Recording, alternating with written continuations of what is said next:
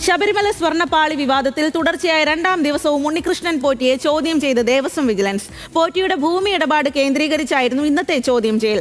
ഇതിനിടെ 2019 ഇടപാടുകളിൽ പ്രതിരോധത്തിലായതോടെ സ്വന്തം ഭരണ കാലയളവിലെ ദേവസ്വം രേഖകളെ തള്ളിപ്പറഞ്ഞ് മുൻ പ്രസിഡന്റ് എ പത്മകുമാർ രംഗത്തെത്തി.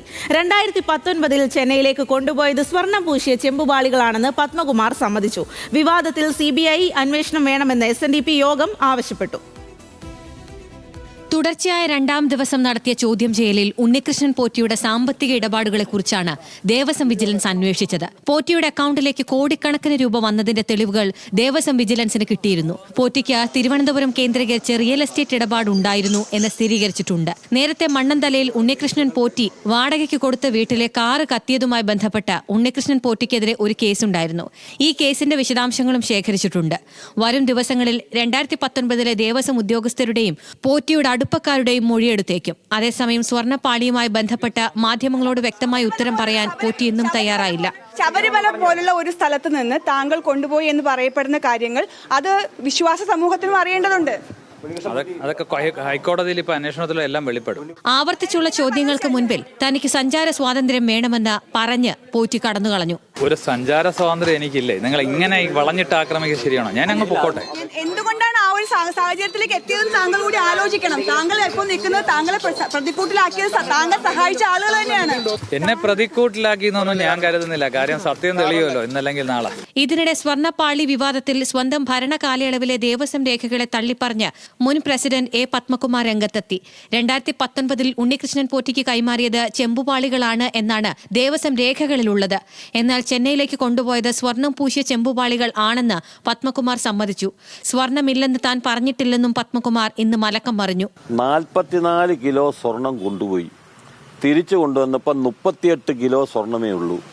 6 കിലോ സ്വർണത്തിന്റെ കുറവ് വന്നു എന്ന് പറഞ്ഞു. അപ്പോഴാണ് ഞാൻ പറഞ്ഞത് ഇത് ചെമ്പ് പാളിയാണ്, ഇത്രയും തൂക്കം വരുന്നത് ചെമ്പ് പാളിയാണ്, അതിൽ പ്ലേറ്റ് ഇല്ലാന്ന് ഞാൻ പറഞ്ഞിട്ടില്ല. അത് പക്ഷേ അത് മാത്രമായിട്ട് വേർതിരിച്ചിട്ടാണ് അത് പറഞ്ഞിട്ട് എന്നെ ആക്രമിച്ചത്. യഥാർത്ഥത്തിൽ ഗോൾഡ് പ്ലേറ്റഡ് ആണല്ലോ, അല്ലാതെ ഈ പറയുന്ന പോലെ കിലോ കണക്കിന് സ്വർണ്ണമൊന്നും അതിലില്ല. അതേസമയം 4 ദിവസം മുൻപ് ദ്വാരപാലക ശില്പത്തിൽ സ്വർണമില്ലെന്നാണ് പത്മകുമാർ പറഞ്ഞത്. ഞാൻ ഇത് കാണുമ്പോൾ അല്ലെങ്കിൽ ഞാൻ ചുമതല ഏറ്റെടുക്കുമ്പം ആ സ്വർണം മുഴുവൻ പോയി നിൽക്കുന്ന ചെമ്പുപാളിയാണ്. ചെമ്പുപാളിയാണല്ലോ യഥാർത്ഥത്തിൽ. സ്വർണ്ണപ്പാളി വിവാദത്തിൽ CBI അന്വേഷണം ആവശ്യപ്പെട്ട വെള്ളാപ്പള്ളി നടേശൻ തിരുവിതാംകൂർ ദേവസ്വം ബോർഡിനെതിരെ രൂക്ഷ വിമർശനമുയർത്തി. ബോർഡ് കെടുകാര്യസ്ഥതയുടെയും അഴിമതിയുടെയും കേന്ദ്രമാണ്. ബോർഡുകൾക്ക് പകരം സർക്കാർ നേരിട്ട് നിയന്ത്രിക്കുന്ന ഭരണ സംവിധാനം വേണമെന്നും വെള്ളാപ്പള്ളി നടേശൻ ആവശ്യപ്പെട്ടു. ഗൂഢസംഘം ദേവസ്വം ബോർഡ് ഇല്ലെങ്കിൽ ഇത് എങ്ങനെ പോകും? കാരണം ഇന്നത്തെ ഭരണ സംവിധാനം തന്നെ മാറണം. തിരുവിതാംകൂർ ദേവസ്വം ബോർഡുകളുടെ എല്ലാം എന്നുള്ള ഭരണ സംവിധാനം മാറിക്കൊണ്ട് രാഷ്ട്രീയക്കാർ രാഷ്ട്രം ഭരിക്കാൻ രാഷ്ട്രീയക്കാർ ഏതായാലും വേണം. രാഷ്ട്രീയക്കാരെ നമുക്ക് ഉപേക്ഷിക്കാനൊക്കെയല്ല.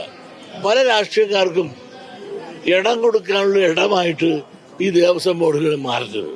സ്വർണ്ണപ്പാളി എങ്ങനെ ചെമ്പുപാളിയായി എന്നറിയാൻ CBI അന്വേഷണം തന്നെ വേണമെന്നാണ് UDFന്റെ ആവശ്യം. CBIയെ ഏൽപ്പിച്ചുകൊണ്ടൊരു അന്വേഷണം നടത്തിയാൽ അത് സത്യങ്ങൾ പുറത്തു വരാനുള്ള അവസരം ഉണ്ടാക്കിയെടുക്കാൻ പറ്റും.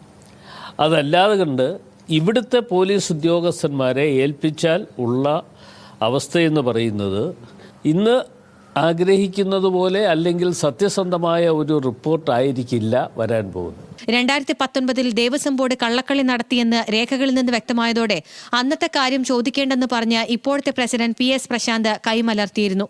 ന്യൂസ് മലയാളം, തിരുവനന്തപുരം.